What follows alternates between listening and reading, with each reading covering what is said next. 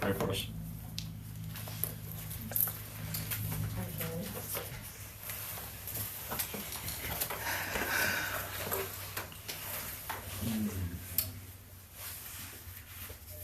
Father, we are so blessed to be your people, Lord.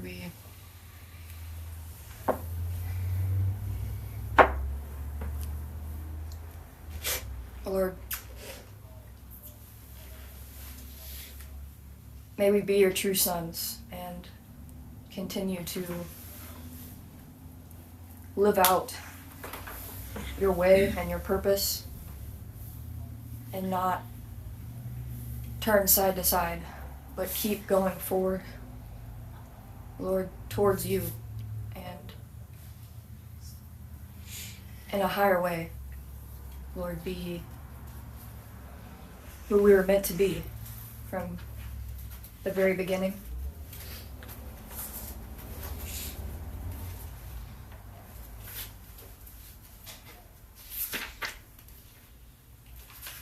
Lord, may we have faith not in our own things, but in who you are.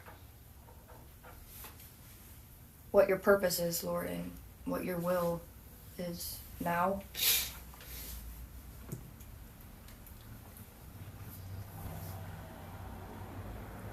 Lord, you are such a good Father.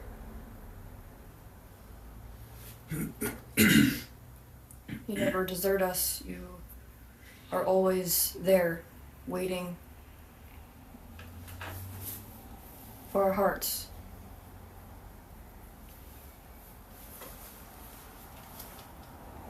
May we be a blessing to you and to your people in everything that we do, in every relationship, in every thought, in every action. May it be honoring to you, Father. Bless your name. Amen. Amen. We're on 14, 13, right? Yep.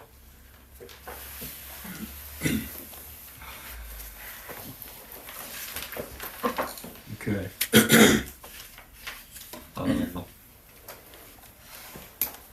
Guess we're gonna have Elijah read it, the first part, and then Jaden the second.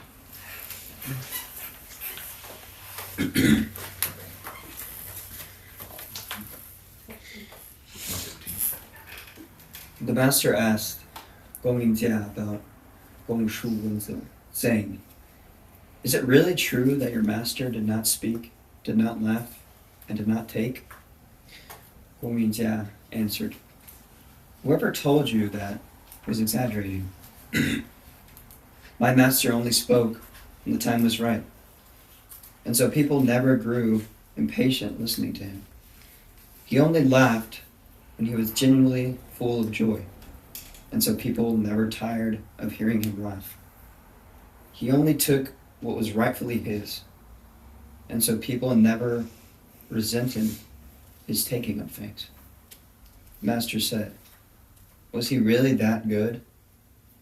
Could he really have been that good?" Gangshu Rinchen is the posthumous title of Gangshu Ba, alternately Gangshu Ji, a worthy minister in Wei who apparently passed away before Confucius's first visit to that state. Little is known about Gang Mingjie, but he was presumably Gangshu Weijin's disciple or retainer. Gangshu Weijin clearly had a reputation for virtuous restraint, but what his disciple or retainer is claiming for him is in fact even more impressive. As Huan Manyong notes, not speaking, not laughing, and not taking are all negative restrictions that someone wishing to affect virtue or make a name for themselves could force themselves to adhere to. Whereas speaking only when the time is right, laughing only when genuinely full of joy, and taking only what is rightful to take are qualities of the timely sage. Confucius's disbelief probably stems from the fact that Gang Mingjie is claiming that his master was a true gentleman, embodying the way in a Wu-Wei fashion, rather than merely one of the lesser fastidious men whom Confucius is accustomed to encountering.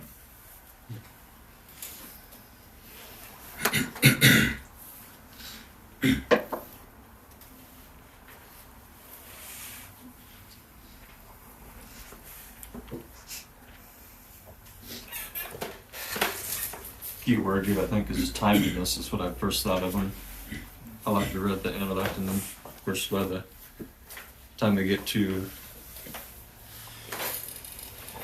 the commentator by Young, he's describing here a timely sage. I know we've talked about it on other occasions, but what does that mean to the rest of you? For something, or for someone, better said, to be timely. It's to be disciplined. It is definitely a fruit of discipline. Yeah. I'd say to be kind of in tune with the flow of the way.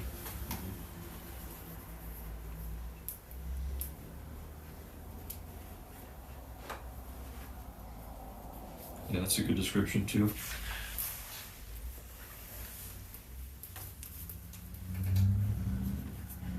Taking someone like Gong Shu Linzi as an example of a timely person, you have a description of him speaking only when the time is right, and so that is pretty directly doing something at the right time. But then the two other examples we're given is that he would laugh, but I would say by extension he would express emotion, or apply emotion, you could say, when he was actually full of it, when it was genuine in him and to him. It wasn't just it wasn't impulse, first of all, but it also wasn't a facade. It wasn't putting on some guise that actually masks what one is really thinking and feeling. So we have their sincerity as another aspect of a timely person, or timeliness. And then the final one seems to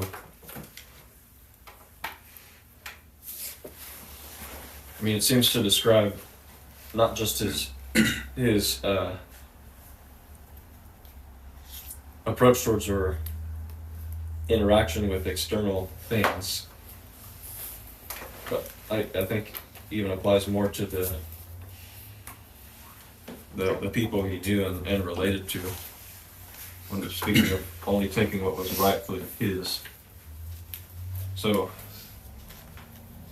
obviously it was a limit to consider this master as not having done any of these things, not speaking, laughing, or taking. But the fact that that was remembered of him probably made it to where he did very little of those things. I think that's something that you could miss in reading this, is that he probably was a pretty silent, sober, and uninvolved person, because these are the things that Confucius had heard of him beforehand. But then his disciples kind of standing up for him, saying that that's kind of the wrong way to perceive my deceased master, because it's not simply that he didn't do any of these things, it's that he did them at the right time. And so it's a defense, maybe slightly, well, not necessarily exaggerated on the disciples' part, because the exaggeration is definitely more on the part of people who assume this master to have done none of those things. But I think this is an interesting way to look at ourselves and other people, because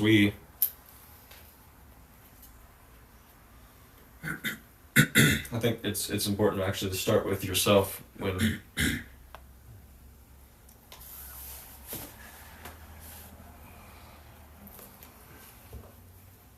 you're observing the external things So the way that we most often do this is when we are concerned, overly concerned about how we are perceived by other people. So we have this list of things and appearances that we understand other people to be aware of or looking at in ourselves. And that's kind of the basis or the root of, or I guess really what feeds our concern about how we're perceived by other people. But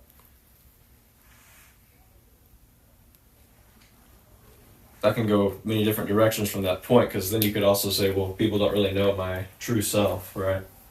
They're only seeing these things in me because these are the things that I know are visible in me that people have maybe reacted to or in some way or commented on in some way, or just even directly and explicitly describe me as.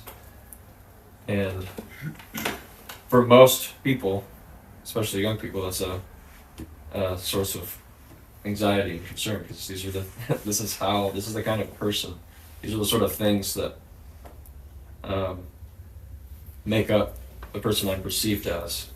And our reaction to that usually is, that's not my true self. People don't really know the real me. But the question is, what do you do from that point? Maybe even before that. Is that even a right and accurate assessment of the situation, the state of things, that being how people perceive you, what you understand people to perceive you as, I guess. I've often found that that is actually very rarely the case. That the way you are thinking other people to think about you, the sort of person you think they see, is often a very inaccurate image. Very inaccurate description. And it surprised me a lot of the time. Like I'm often thinking people see me in some way. It's not even necessarily a good way or a bad way, but then I find people don't really actually see me quite like that. It's not like it's completely contrary to how I'm perceived, but still. This is, I think when you, it's a place of insight into other people's lives when you first realize that about yourself, and then see that other people are often doing that same thing. Thinking they're portraying some kind of person that they really aren't. And so when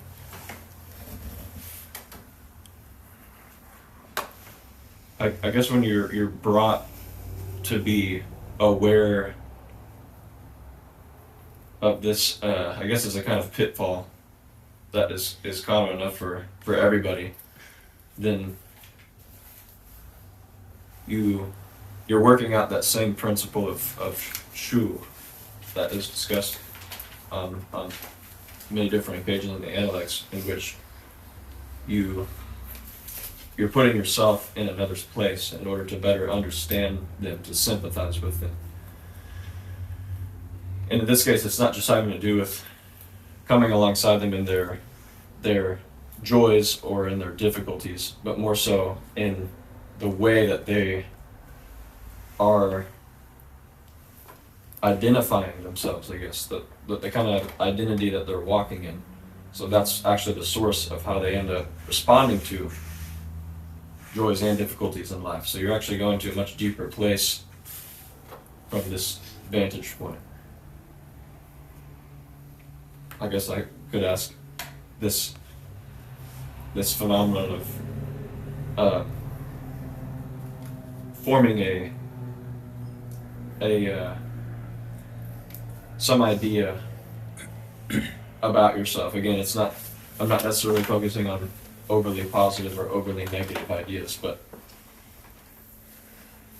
this this identity that you form as a result of, or as a kind of like a reflection of what you understand other people to see you as. So it doesn't actually, this identity in particular I'm talking about doesn't really exist except as like a projection of what you think other people see. I hope that's not too complicated. But does that kind of identity or that idea of a person exist for any of you? You know what I'm talking about. I'm basically just asking if you know what I'm talking about, if you relate. You're asking about ourselves, right? Mhm. If we have an identity for ourselves. Yes, We feel our that's like a product of the way that you think other people perceive you. Yeah. I do understand that. So, how does that experience look for you? Is it? I assume that it tends more often to be a burdensome thing or a misleading thing. But what does that look like for? I'm not even labeling it as anything in particular as positive or negative, like I've said a few times. But yeah. I would say from myself, before joining the Culture Center, I was a very chameleon-like person, and that I could generally understand what people have heard of me and thought of me, and the kind of person I wanted to be perceived as, and kind of try to outwardly embody those expectations and become that type of person. And I have done that most of my life, and when I started coming here, I decided I did not want to do that anymore. And so I tried to be my uninhibited self as much as I could.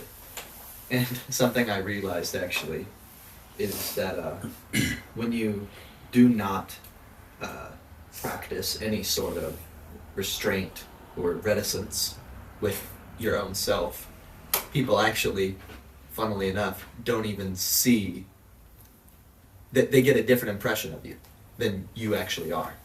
It's very I think the best example I can think of this is just certain interactions I've had with other people, like grannies, other workers, when I've not practiced reticence in certain senses, they've gotten a completely different impression of me than I am, or that I thought would be received.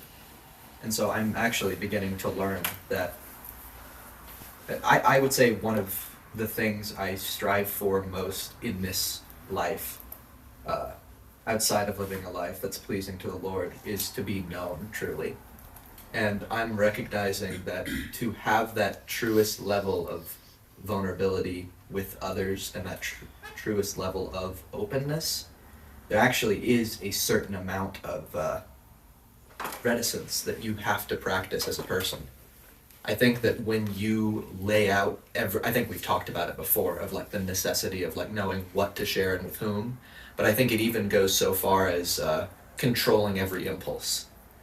You would think that, if you just always say what's on your mind and always act how you think you want to act and things such as that there would be nothing hidden from others and that people would know you perfectly. But I learned that that's not the case. They actually get a completely different impression of you as a person if there is not a certain level of discipline that you apply to the times you choose to speak and act. And that is very interesting to me, and not something I would have thought would be the case. And so I am currently, and have been, trying to enact a lot more of that reticence in order to, I would say, come into harmony with that person that I am, if that makes any sort of sense. I want my actions and my words and who I am on a day-to-day basis to come into as much alignment with the person that other people know and see. And it's just very interesting to me, I would say, that like the way to that, I think, is very similar to what is discussed here, which, I mean, he uses the example of, what was that, like laughing, taking, and speaking. I think it also applies to everything with an act of restraint in a way. I think there is a certain level of, I keep using the word reticence because we talked about it prior to this, and I think it's a very good word for applying. I think it mostly applies to myself because talking is often how I get myself in the most trouble. think that's what reticence mostly applies to. But does that kind of make sense? It does, yeah. Yeah, I think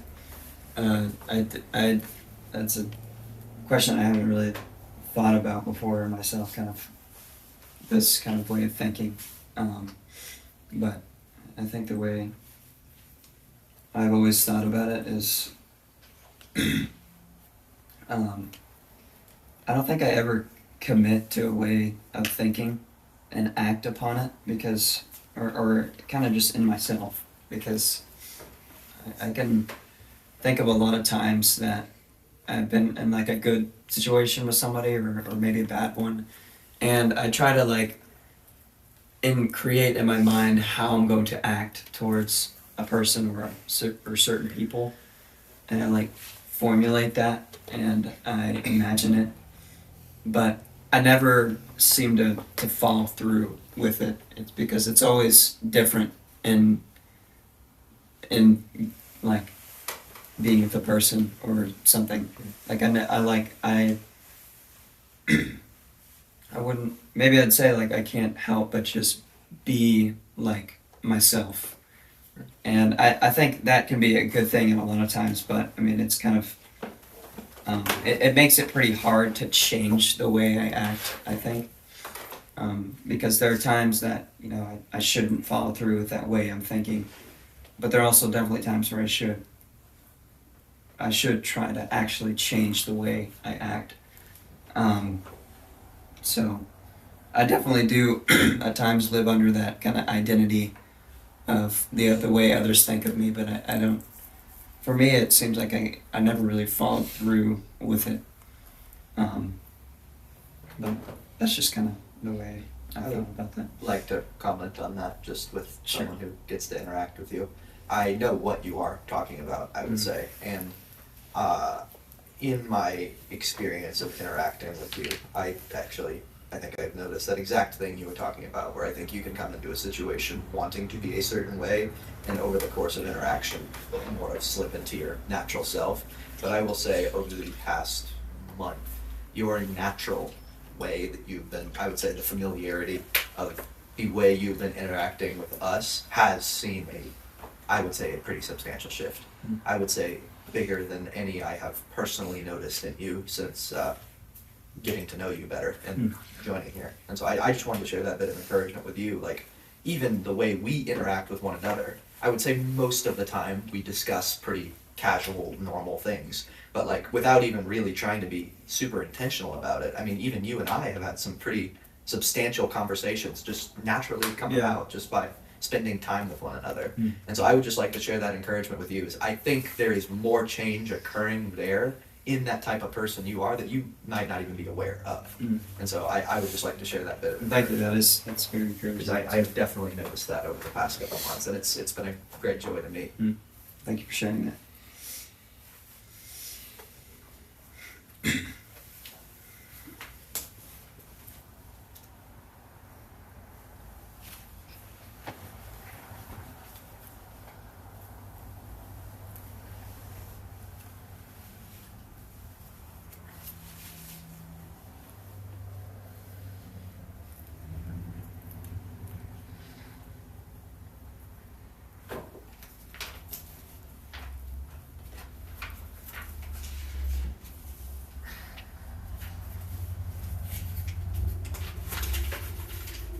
I see in Confucius' response to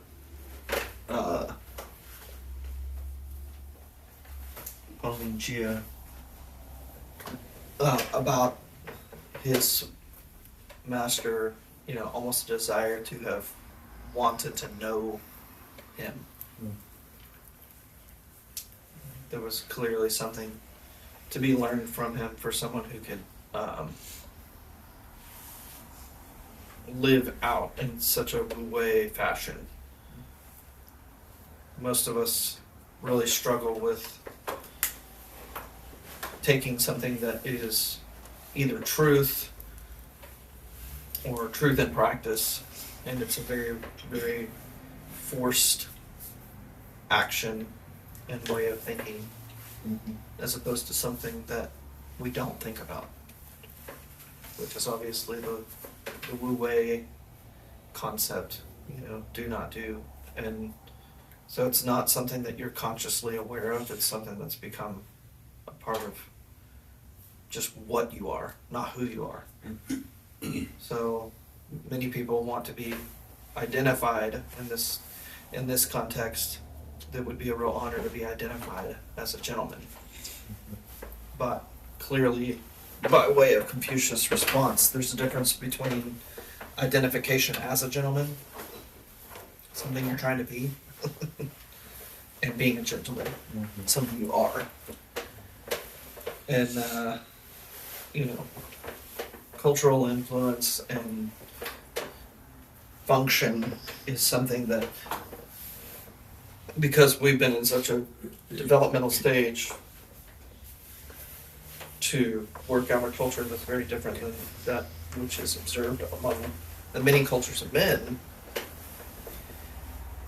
may still, in a lot of ways, seem contrived or forced, something that we have to think about doing. That is more better, or that is maybe better correlated to some of the just previous discussions that Confucius has had with his own disciples, because he sees them being formed and fashioned into the way through a conscious effort. But then he also reminisces, not reminisces, but almost daydreams in a sense, like when he says, if I wake up one morning and see my disciples practicing the way, then, basically I don't need to exist anymore. But that is kind of his envisioning of this being played out as a way of life that is unconsciously aware, but still doing everything in the right way. And there's this constant comparison or dichotomy, not dichotomy so much, but just a noticeable difference between native substance and what's the comparable? Cultural refinement. Yeah, cultural refinement, where they find ultimately a balance. So some may think that native substance, either you have it or you don't, and that may be true, but that doesn't mean that certain things can't be developed. But while they're developing, there's still some awkwardness that's not necessarily comparable to native substance. What's interesting about a really good cultural foundation is that, if you think of it in the terms of imputation or impartation to an upcoming generation, then it becomes a part of their native substance before they think about it, because it's already in practice, and it's in practice through people, and that's the great advantage of those things being done not by this highly commended gentleman, but rather through the nominal relationships and functions between a people, because then it's not something that is perceived to be sought after per se, so much as it is the normal way. That's actually what, just when you were speaking, I realized that it's basically what you said, that I'd say the difference between those two different types of restraint that are mentioned in that second part, it stems from, do you desire to be known as a gentleman or to be a gentleman? Mm-hmm. And I'd say that goes in line with what you were saying very much. Mm-hmm. It's also interesting you mentioned the culture thing. I was just rereading all the fatherhood essays last night just because we were talking about that today, and I had reread mine, and I had realized that that's actually what I ended up settling on for what it meant to me, was the cultivation of what impartation means in that sense, with imparting a culture to people. I don't know, it's just what you were just talking about very much reminded me of that. I thought that was cool.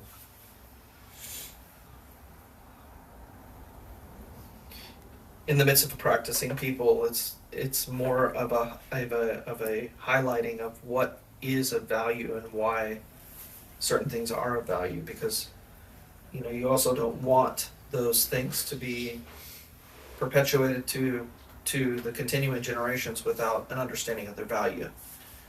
But there's a difference between the reiteration of value and a people or a people who have become so degraded in that way that they have to relearn it. And so the balance of how to pass these things on in a different way of learning, you know, that's definitely more impartation than teaching, or more impartation than instruction. I think, let me see if this example goes anywhere, but it was something interesting that I noticed that I think is, there was this lady that's part of Grandma and Grandpa's Bible study, and she's a single mom. I think the father's out of the picture, and she has these two little kids, and the grandma, grandpa, and her and the children will come to Granny's on Thursday nights. Anyways, I really respect that mom, because she's really trying to make it work, and she's trying to, like, you know, oh, no sodas, we're limiting sugar and things such as that. And it's a very commendable thing that she's trying to, like, do for her kids. But, you know, then, like, you know, she's doing all this, and then her kids are like, wait, but why do you get a soft drink? And she's like, oh, well, because mom's an adult. You know what I mean? And it's whatever. But I think, to me, the difference between teaching and cultural impartation is it's not just you're trying to teach your kids something because you know it's good. It's you are living a way of life, and your kids, the next generation, come into that with you. Because, and where I was going with that mom is, I see a lot of good things she's trying to teach those kids. She's really trying to give them a better way of life.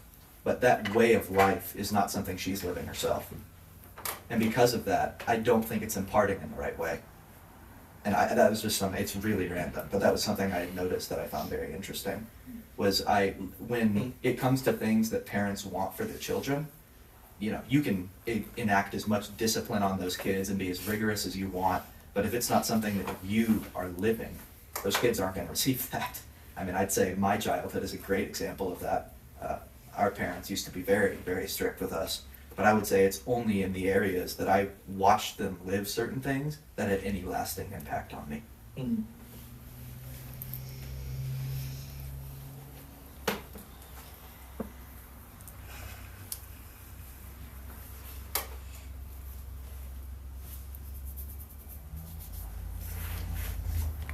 Because I think that's what culture is in a way. It's how you actually are living life. I mean, I think you say it all the time, right? This culture center is not the culture. The culture is all the times between. It's the life lived. It's definitely where it plays out, you know, or where you can see it has some effect on the way you live. And, you know, you can see it's pretty observable most of the time who is thinking that way, and then those who are trying to be that way. So that's not to criticize those who are trying to be, but it's a different level of practice, and it will mean very different things as it relates to your progeny, which is not just your biological children potentially, but those who you develop relationships with at any given point of life and ahead. Changes how you do relationships very much. Think about just this guy. We know someone who is amiable, but not necessarily sincere. And so, you know, for instance, he didn't laugh. Well, he only laughed when he was really full of joy. You know, it wasn't something that was expended on his part without sincerity, in not only within himself, but in something that was worth taking joy in. And so, again, that's a very different. If you have to stop and think about whether you should laugh or not, then you're still in that very awkward stage of, you know, trying to achieve something. It's not a natural outflow of who you are. That's one of the really wonderful things that you guys have, because you have a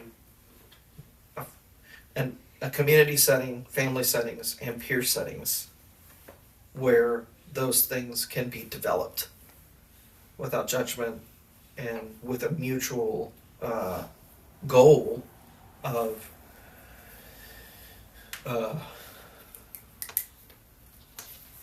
regularity and sincerity of action in life. Those things will compound into something very beneficial for yourselves, for the relationships that you develop, and for future generations.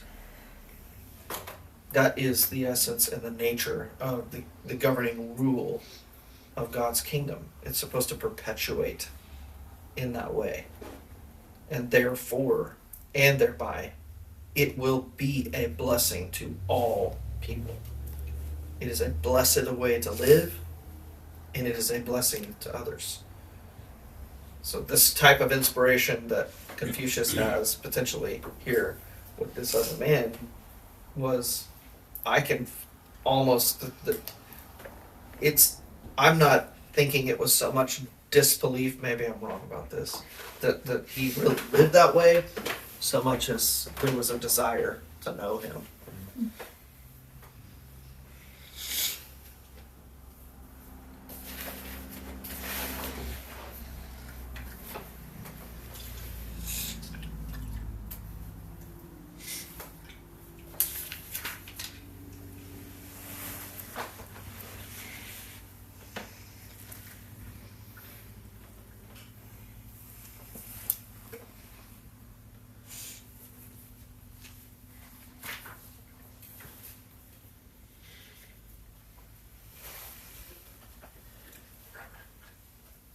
Go ahead, Noah. I didn't come in to take over. I didn't even go in per se. Oh.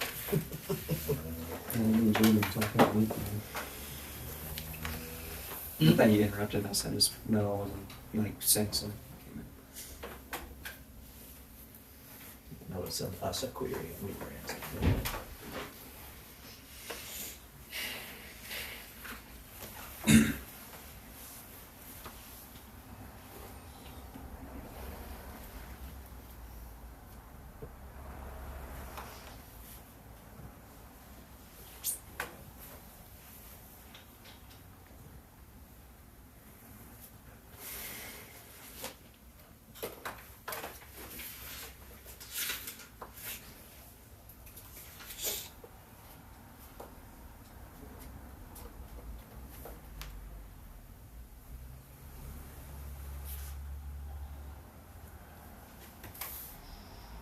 Seems like there's an importance to that timeliness we were talking about, Noah.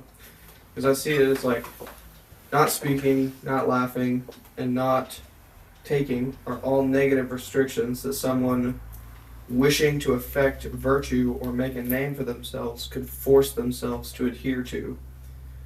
Whereas speaking only when the time is right, laughing only when genuinely full of joy, and taking only when it's rightful are equalities of a timeless age. It's a more, I think we were talking of the way of trying to live a way of life as a comparison to someone who would try to enact those restrictions upon themselves to try and bring about that way of life. And so it could even be out of a good heart. But there is a different way that I think has to do with that timeliness we were trying to highlight. When timeliness is a quality, it's like it comes as a result of a Wu-Wei lifestyle, and the whole thing behind Wu-Wei is that it's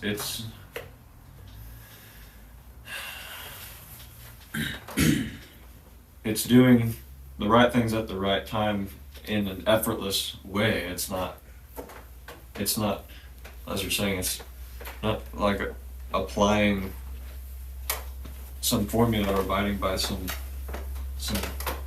code of conduct that would make it to everything you do is it's like driven by or dictated by your presence of mind in a circumstance. That can get you pretty far, I guess, especially if you have a strong will and a strong mind. But the point is not to develop those things onto that end. It's those things ultimately need to themselves follow something greater than themselves. So speaking about the mind and will, which along with the heart make up the soul of a man. And so timeliness for the man with a strong will and a strong mind and a clear sense of duty even does not necessarily, as I see it, carry a quality of timeliness, though things that he does may be timely. I think that timeliness has a true quality and characteristic is only carried by someone who has developed a kind of intuition by which he knows when, I've always appreciated the phrase, when to yield and when to show strength. And when that is known in the depths of a person and not by their interpretation of an event in the time of its happening, then he's really living in the flow, or in he's living in the way, or he's exercising the goodness of his heart in an effortless fashion. So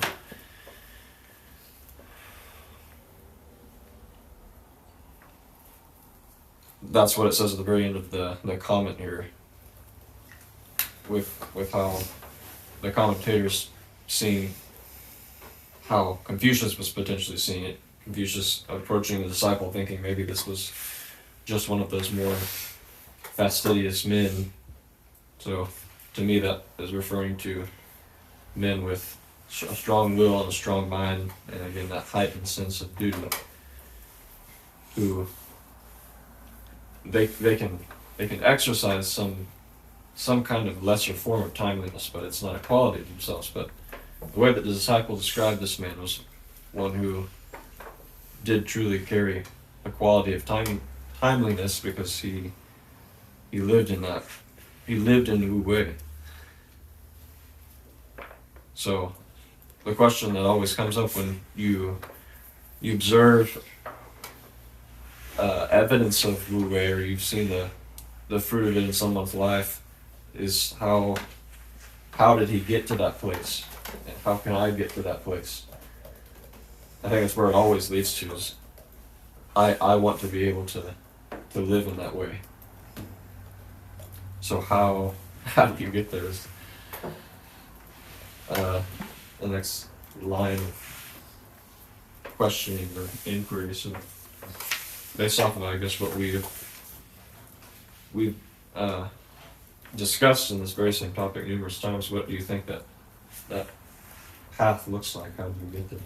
There's actually this might not apply a lot, because I don't know a lot of like more ancient characters or words. It's something that I just haven't studied a lot, but there is a word that means, it's used to describe a timely person, a person who's on time, who's punctual. It's like the direct translation is punctual. It's like It's actually a word that I learned really early on in just studying Mandarin. It's one of the kind of the earlier characters that you learn, but I thought that probably may apply to this. It's just what I first thought of when I started talking about being timely, because it's not like the word for on time And then what does that word carry? What kind of meaning? That's what I was saying. It's a characteristic of a person. Okay. It's like he's a punctual person. That's what it means. Oh. Or you're on time, or stuff like that. Just like not just like getting somewhere to a location. Seems like that word, especially in more ancient usage, but maybe after Confucius' time with the advent of other philosophies, it could also refer to like a fortuitous or blessed person. Yeah, I'd be like a manual write it down. Huh? So we can all see it. Oh. So You can probably look at the Analects in Chinese and see what word they use for it. You should have that for every word that they didn't want.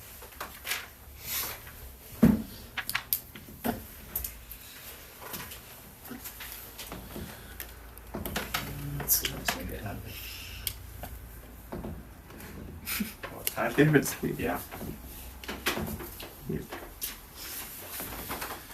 I think that's it. You right? can't see that. Yeah, you It's can't. like a reflection on the board. The glare of that light's too red.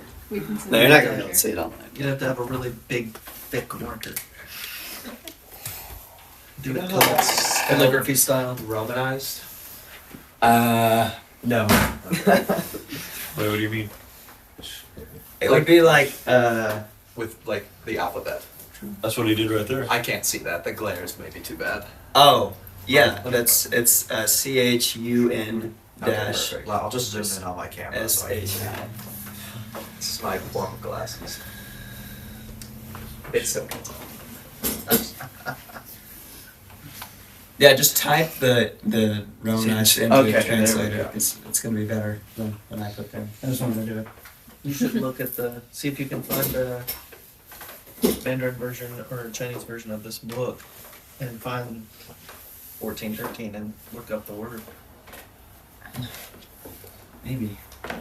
You take a picture of the page. Maybe ChatGPT actually might be able to pull it up. I'll try. Yeah, you Um,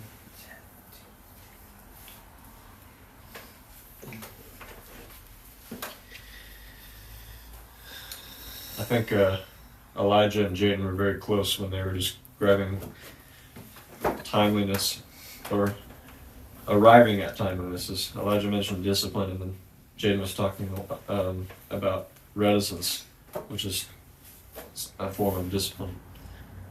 But again, those are a lot of the very relevant, but also external things that themselves have to come from something unique and distinct from the heart or attitude towards life of, say, those fastidious men who are also very disciplined, very reticent, right? And again, this is not in any way trying to pick apart anything No, I you get guys you. have said. I was just do you think it has to do with what I was saying earlier with like what you are trying to be with that discipline? Because I think those men, their desire is not to be gentlemen, but to be known as gentlemen. I think even in the case of some of Confucius' students, there was a sincerity on their part that still, because of its unenlightened state, it was still actually manifesting itself as fastidiousness. Sure. So, But do you not think that I'm not disagreeing. I just think with that desire, while I think that correlates to what your dad was saying, that awkwardness, I think with those types of disciples, assuming that their true desire is to be a gentleman, not just achieving that for status reasons, right. I feel like that awkwardness, that fastidiousness, does in time transform into something more natural. If their desire is to be that for a higher reason other than just being known as a good person. Mm. But do you think that is the case, or do you think that that's the wrong way to go about it entirely? No, not the wrong way to go about it at all. It's the way you're putting it is very simple, and the truth is very simple, probably even more simple than that. And with the case of Confucius' disciples, I do believe that there was, for the outstanding ones, a real sincerity in their hearts to reach that place, but it was not a place that they had been in before. So the important thing to recognize in that is they didn't really know what it even meant to be a gentleman. I think the sooner they knew, or the sooner they realized that, the better they would be in actually reaching that place. It was kind of the humility towards which Confucius approached goodness, where every time, say, he was brought an example of someone who was outstanding in some way, and then asked, yeah, was he good? He would say, I don't really know. So I think even Confucius could have been considered someone who himself would say that he can see like the trail left behind, or he can detect the aura or atmosphere of goodness, but he never put his finger on the source, simply because he would confess to never have seen goodness from one standing in its place, like from the inside out. Because goodness, the way that it's treated in Analects especially, is like it's like a state of perfection and fulfillment. But not obviously a static one, but a very, it was something that almost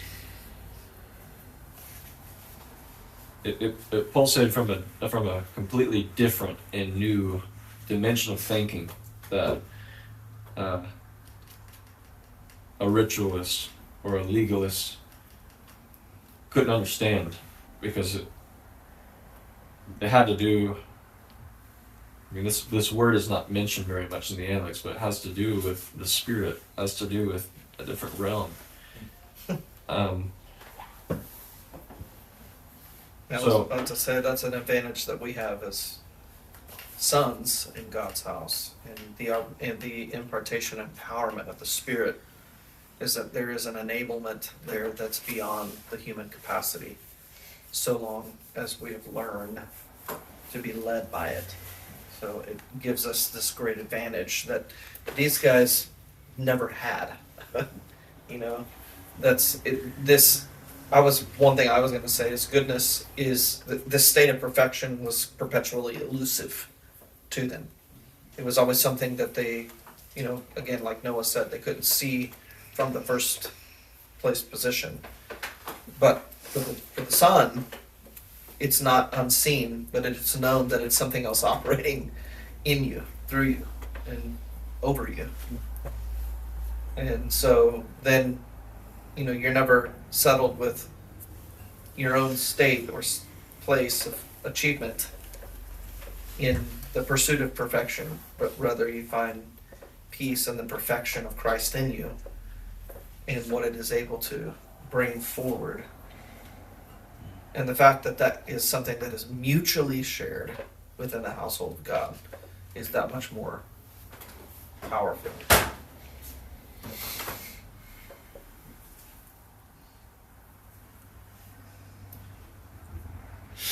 Most people, I thought of this very, to me, comical illustration, because I remember the first time, when I say the first time I don't remember, I meant, I'm not saying that I remember the location or necessarily even the people that I was with, but I remember the experience itself, and don't even know what age I was, but I remember the first time that I sat at a table that was set formally.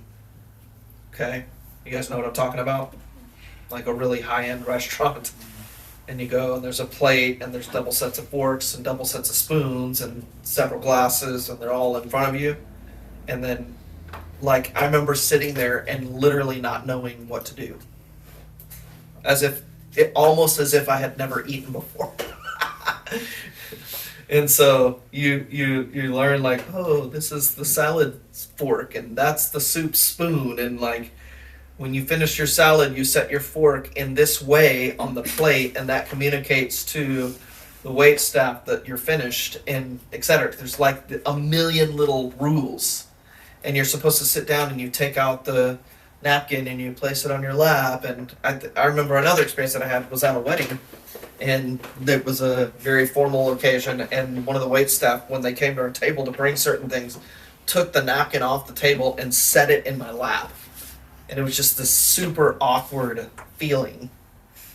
And so what's funny is then you learn a little bit, and I remember the next time thinking, well, I know that you're supposed to set the fork sideways on the plate. That's an indication that you're done with that setting. But it was like, speaking of sincerity and whatever else, you're trying to do something, but I felt like in a foreign land the whole time. So you're trying to, and like when you're thinking about that, you put the fork down, and you're like, all you can think about is, does the waiter know that I'm communicating to them that I'm done with this? And like, is this right? See what I'm saying? Like this is the perception of other people seeing you trying to be something. And I don't know, that illustration just really highlighted to me, because I remember the foreign nature of, it wasn't me. I didn't understand any of those rules. I knew some of the rules, but I had no understanding as to, why does this matter? What's it for? What role, what purpose and role does this play in this? Like, how far distant was I from the social setting of others and what a formal dinner is like to have with people? I was way away. I was like completely in the droves of where the dishes go. I couldn't talk to anybody. And then I'd be completely distracted by the food because I didn't know how to eat it either. I didn't know how to hold the stuff and how you're supposed to hold your, things, where all these other people, they don't even think about it. They know everything that they're doing and they're enjoying their fellowship at the table. And I'm just like this awkward pig with my elbows and everything else doing, like that's how we typically come into spiritual practice and cultural practice. Like these completely, I'm Tarzan sitting at the table, and like I'm trying to do my best, but if somebody looks at me, all they see is at the end of the table, and that's what they're actually perceiving. And we don't realize that that's what our disconnectedness from culture looks like, and in really sense, it's like no matter what our efforts are. And so it's very strange to see someone who can so naturally and fluidly come into that setting without any thought for what the basics are in that context.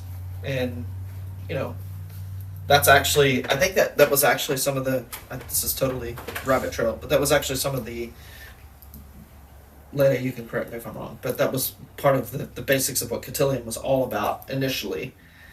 I think not necessarily the cotillion that we had here, but initially cotillion was something that was done all over the nation in relationship to how to have table manners. And those went beyond place settings and into relationship and social interaction. How you act like a gentleman or a gentle lady, among others. That was really the basis of all those things. Because I knew some young people that I grew up with that I didn't have any interaction with until college when I moved to Dallas. And then some of Rachel's friends and others were much more wealthy people, and actually their parents made them go through those kinds of classes and social interactions so that they could learn how to be proper. You know, all those things stem back, interestingly, to probably the early first and second century of the wealth and opulence that came through some of the latter empires. French, the British Empire and all those kinds of things, where those were established. And so whatever reasoning or purpose and whatever there was in those things were long stemmed in those national traditions, cultural traditions, and you can see the difference between something like that and this, where I know that in ancient Asian cultures, there were some of those very same ritualistic formalities when it came to pomp and circumstance related to governmental outplaying, the ritual, even of the ruling class. But they always went back to something that was meaningful. And I guess I made some reference to it earlier. When you are looking to pass something or impart something on from one generation to another, you always must be very careful that it doesn't go from its purpose so far from its purpose that it loses its meaning. Because then it just becomes useless ritual. And it doesn't mean anything to the people that practice it. So that's impossible for them to practice it with the sincerity of the purpose that it was initiated. And so we can see that even with the dispensation of the law of Moses and what it was supposed to mean and what it became and what it remains for those who practice Judaism and those who are of a certain national descent, and why they look at things in certain ways, but they've completely lost the meaning. And that's been the case was already the case for 1,000 years by the time that Christ came on the scene. And now we're several thousand years behind that. And I mention that because that has very much a root in what God's original purpose was for man and why he gave the law, all those things. And, I'm thinking about what you mentioned about goodness earlier. And when, one of the religious leaders comes to Jesus and says, "Good teacher," and he says, "Why do you call me good? There is no one good." And so the terminology is very similar to what it was perceived to be here, even by Confucius. What is the true nature of goodness? What is goodness in its essence? And ultimately, Christ Jesus himself said the only thing good is God, the Father. And so I draw that kind of full circle with what we were given via the Spirit of Christ, which is the essence of the life of God within. So that is this glory of goodness, true goodness in its greatest form, that is given to us as a potential of life. And that potential of life is meant to be and to become an outflow in every arena of our life, every relationship, every moment, every action, every thought then. And that's a really high calling. It should sober us. It should cause a reverential fear of God in us, to know that that is the standard by which every son in his household is called to live by. And so we may say, yes, we will do that, and we may even try, but has it become the natural outflow of our life? And I don't think that, or I'm not saying that my intention in sharing that in such a way is so that everyone here, myself included, will go, "Oh no, it's not my natural way of life," but more so that we are setting it before us as the hope of the life within and what the power of God is able to achieve when we are yielded to him. So it's not something that's unachievable. It's not something that cannot be attained, but it has to be intentionally pursued so that God can work it. And, again, you have the advantage of doing that communally, in family unit, and in peer relationship. That's very few people have ever had, and currently at least with freedom. Yeah, that is, those are a set of environmental advantages that you have that literally very few people who have ever breathed the air of earth have been given. Not many. Very, very few. That you could probably count on a few handsets how many generations in the many that have come and gone since the age of man and God's creation of man that had such an opportunity. The early patriarchs didn't have family and community, you know, and many generations up to Christ did not have the empowerment of Spirit. So we're talking about recent history and, you know, some greater revelation of how this works in a community that really narrows down those who have been afforded the divine opportunity that we have at this time. So there's a whole nother level of timeliness, knowing your season, knowing the season of the Lord.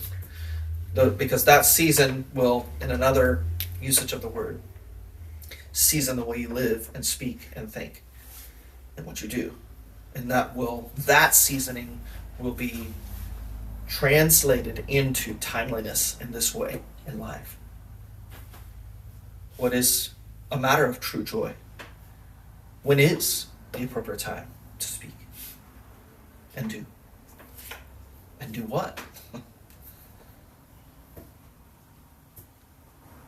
And this generation, your generation, will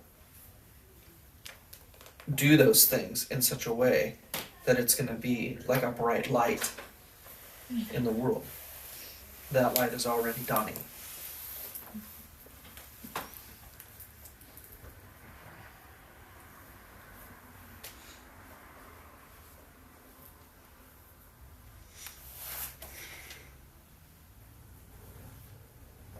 I think we're pushing our time a little bit.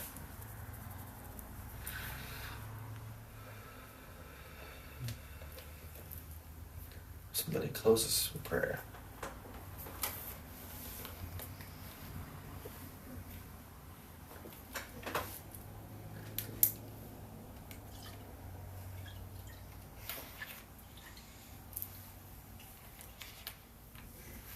Father, this high calling has been on my heart a lot recently.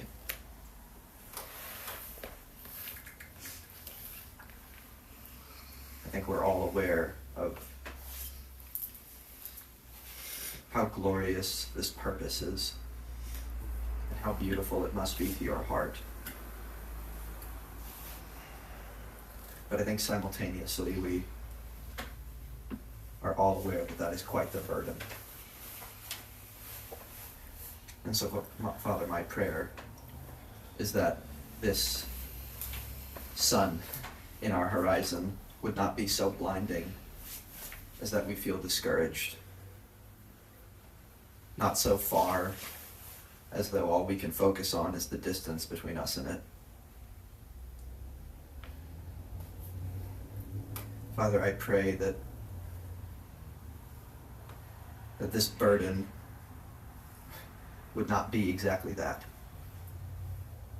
I pray that our thoughts would not be on how many steps we have between now and then, but on the next step before us.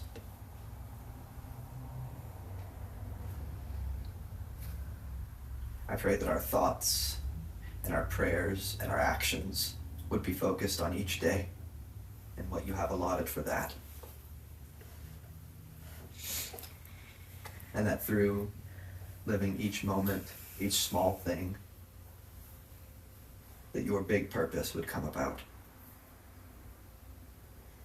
Not in the intentional, awkward disciplines that we foolishly try to enact in our own ways, but in the genuine expression of your culture in our lives.